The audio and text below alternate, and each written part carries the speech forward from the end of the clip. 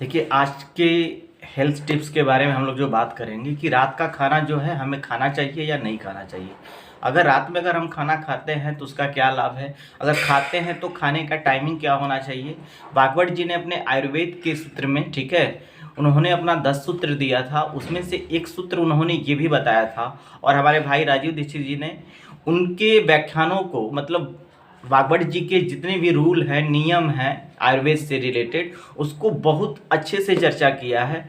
तो राजीव भाई के विचारों को मैं आपके सामने रखना चाहता हूँ, ठीक है। तो राजीव भाई क्या कहते थे, भागवत जी के जो लिखा हुआ सूत्र है वो बोलते थे कि रात का भोजन नहीं करना है।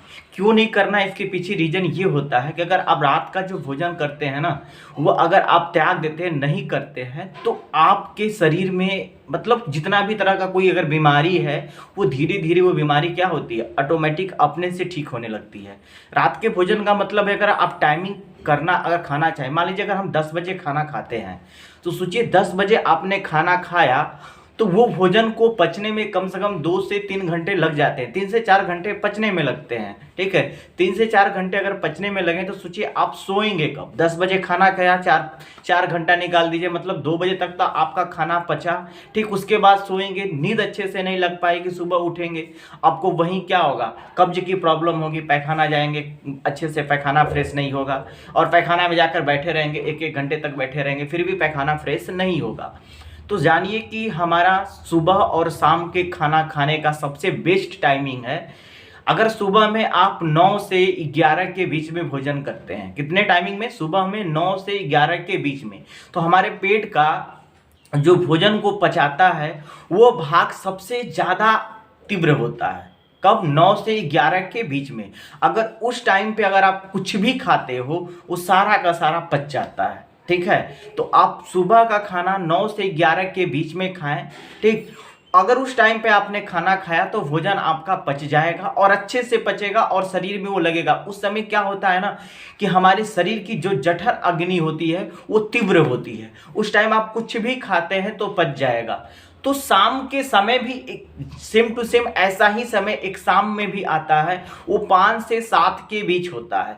तो 5 और 7 के बीच में अगर आपने भोजन किया तो उस टाइम भी हमारी जठर अग्नि बहुत तीव्र होती है और भोजन अच्छे से पच जाएगा, और आपको कोई भी शरीर में कोई भी मतलब पेट से संबंधित कोई भी बीमारी हो वो ठीक हो जाएगी।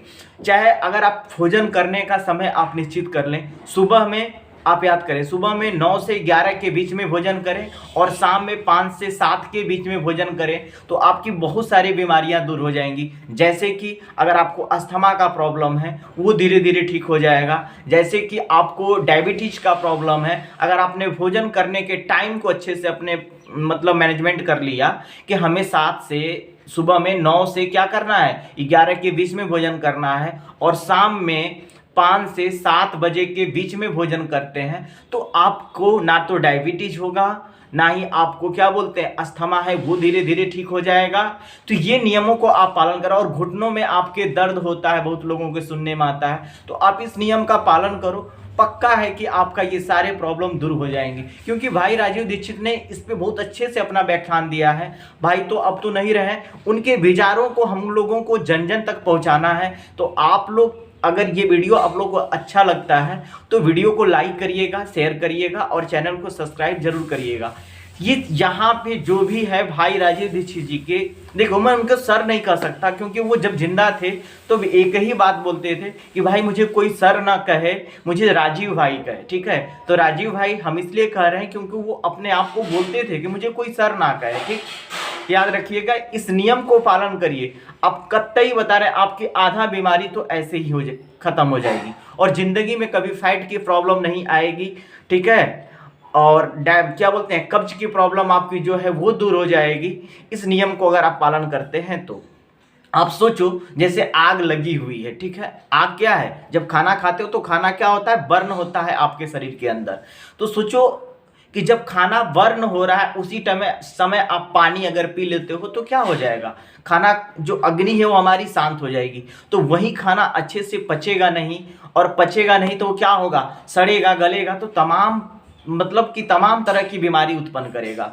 तो याद रखना, पहला खाना खाने का टाइमिंग आपको बताया मैंने, सुबह में 9 से 11 के बीच में खाना खाना है, और शाम में जठर अग्नि फिर तीव्र गति में होती है, वो 5 से 7 के बीच में होती है, तो उसके टाइमिंग में आपको भोजन करना है। और खाना खाने के 45 मिनट पहले या 40 मिनट कर लो आप, 40 मिनट पहले तक कुछ भी नहीं पानी पीना है आपको।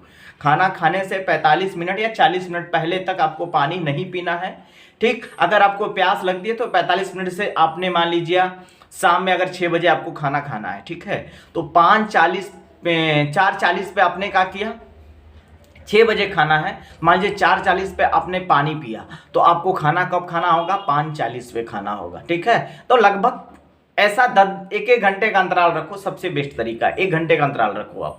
5 बजे खाना खाना है, अगर 6 बजे खाना खाना है तो पानी 5 बजे पी लो आप, ठीक है। अगर 4 बजे खाना खाना है तो ये नियम आप पालन करते रहोगे तो कोई प्रॉब्लम आपको नहीं होगी। और खाना खाने के कम से कम आपको 1.5 घंटे के, कम से कम तो 1 घंटा लोग बोलता है, और अधिक से अधिक 2 घंटा, लेकिन मैं आपको बता रहा हूं, मैं सबसे बेस्ट तरीका बता रहा हूं। खाना जब भी खाते हैं तो खाना को चबा चबा कर खाएं, और खाना जब तक चबा चबा के खाएंगे तो आपके मुंह में सलाइवा बनेगा, लार बनेगा, तो खाना क्या होगा, अच्छे से पच जाएगा। और खाना खाने के कम से कम आप 1.5 घंटे बाद पानी पीजिए। क्या करिए, 1.5 घंटे बाद पानी पीजिए, और आपको जिंदगी में कभी कोई पेट से रिलेटेड कोई बीमारी नहीं होगी। कम से कम अगर आप इस 2 नियम का पालन करते हैं तो आपका 70 से 80% बीमारियां ठीक हो जाएंगी, ठीक है। ये हम नहीं कह रहे हैं, ये आयुर्वेद का नियम कहता है। आप चाहो तो मुझे स्टैम्प पेपर पे लिखवा लो, मैं लिखने के लिए तैयार हूं कि आयुर्वेद के तरफ से मैं आपको लिखने के लिए तैयार हूं कि आयुर्वेद ने ये कहा है कि आप यदि खाना खाने का टाइमिंग अगर सही कर लेते हो तो फिर आपको दुनिया में लगभग 70 जो बीमारियां हैं वो आपको कतई नहीं हो सकती हैं। मधुमेह नहीं हो सकता है, शुगर नहीं हो सकता है आपको, नहीं आपको क्या बोलते हैं अस्थमा है वो भी ठीक हो जाएगा। धीरे धीरे जो भी जटिल बीमारियां हैं ये सारी की सारी बीमारियां ठीक हो जाएंगी। अगर आप लोग का फिर भी कोई क्वेरी होता है तो आप लोग मुझे बताएं, लाइव सेशन में भी हम लोग जुड़ेंगे धीरे धीरे। अब उनके व्याख्यानों को हम लोगों को क्या करना है कि जन जन तक पहुंचाना है, ठीक है। तो भाई जो भी सारे किताबें उनकी लिखी हुई, अब किताब में पढ़ा हुआ चीज कैसे बताएं, तो आपको वो चीजें हम लोग पढ़ेंगे और पढ़कर आपको बताएंगे कि भाई राजीव दीक्षित जी ने ये बातें कही है, आप इसका पालन करो तो अपने लाइफ में आप भी खुशी से जिंदगी जी सकते हो। ठीक है गाइस, मिलते हैं नेक्स्ट वीडियो में।